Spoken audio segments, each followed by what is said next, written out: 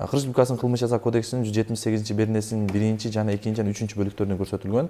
Ал жерде ата баланы багуудан ата эненин жоопкерчилигинен качуусу деп көрсөтүлгөн. Ал кылмыш жоопкерчилик бар. Эгерде 12 айга чейин төлөбөгөн болсо, ал жерде көрсөтүлгөн мамлекеттик эсеп көрсөткүчүн 200дөн 500 эсеп көрсөткүч. Бул дегени 20 миңден 50 миңге чейин айыппулга жазаланат деген. Андан кийин же болбосо 3 жылга чейин түзөтүү жумуштарына тартылат деп. Бирок өкүм чыгат. Сөзсүз ал код мамлекетке 20 миң 50 миң чейин акча төлөп берсин, же болбосо коомдук жумушка тартылсын. Бирок өкүм соттолгондугу анык болот жана соттолуп калат да.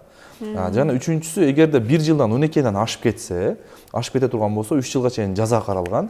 Жана баягы көрсөтүлгөн 200дөн 500 эсеп көрсөткүчкө чейин эсептелген сумма, айталы 20 миң 50 миңге чейин болсо, ал сумма 2 эсе ашат. 50 миңден 100 миңге чейин сумма көрсөтүлгөн. Бул мындайча кылмыш жоопкерчилиги. Ал эми азыр жаңы мыйзам, жаңы долбоорлор сунушталып атат. Бул жерде эмне каралып атат дей турган болсок, кээ бирки ата-энелер эч жерде иштебейм, ишчи болсом эмне кылайын десе, азыр мына 1-2 сунуштар түшүп атат. Ал боюнча да азыр долбоор проекти бизге келген маалыматтарга караганда иштелип атат. Мен эч жерде иштебейм десе, даже керек болсо ошо алименттен карызы бар ата-энелерге жумуш менен камсыз кылуу боюнча сунуштар түшүп атат. Жана ошондой эле мына 3 айга чейин мына азыр ошо ишке ашты. Азыр 3 айга чейин алимент төлөбөсө, ушу 3 айдан кем эмес, то есть ашпаган учурда 3 айга чейин төлөбөдү. Мына азыр айтайлы, январь, февраль, март төлөбөдү. Ошону кылмыш жоопкерчилик, административдик правонарушение менен эсептеп туруп 3 күндүк камак жазасы сунушталды. Ал 3 күнгө камап коет дегендейчи. Ошону сунушталып атат. Бирок мурда биздин мыйзамыбызда бул баланын үстүндө алимент кесип колуңдан келгени кыл десе, действительно ал убакытта чынына келгенде көп аталар үйрөнүп калган, колуңан келген эчтеке келбейт деп. Бирок бүгүнкү күндө ушуну алименттен качып жүргөн аталарга айтат элем. Ата эмес, бул жерде апалар да бар.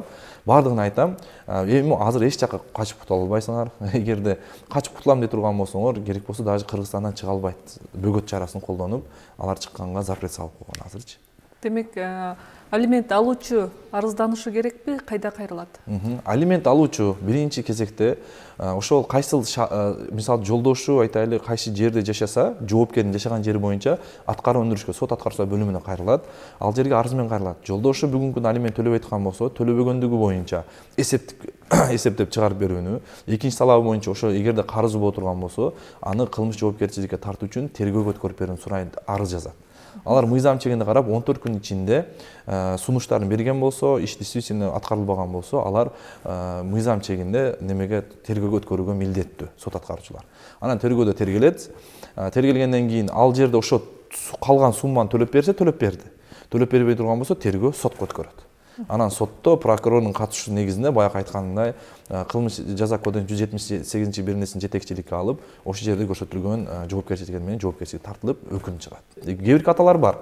Баягындай бул балам мен балам эмес, даже сотко келип ушун биздин немебизде практикабызда кездешет. Сотко келет дагы мен балам эмес, күмөнүм бар деп өзүнүн аялынан эми убагында жашаган. Ушундай шек менен неме кылат да, бирок ал экспертиза деген нерсе бар. Экспертизага биз суранабыз, лаборатория эксперт биякта аныктама чыгат. Ошонун негизинде экспертиза барып тапшырат, баладан жана атасынан ошо керектүү немелерди алат дагы. 99% атасы болсо атасы, атасы эмес болсо атасы эмес деп чыгарып берет. Ошонун негизинде ата-бала аныктап алимент өндүрсө болот.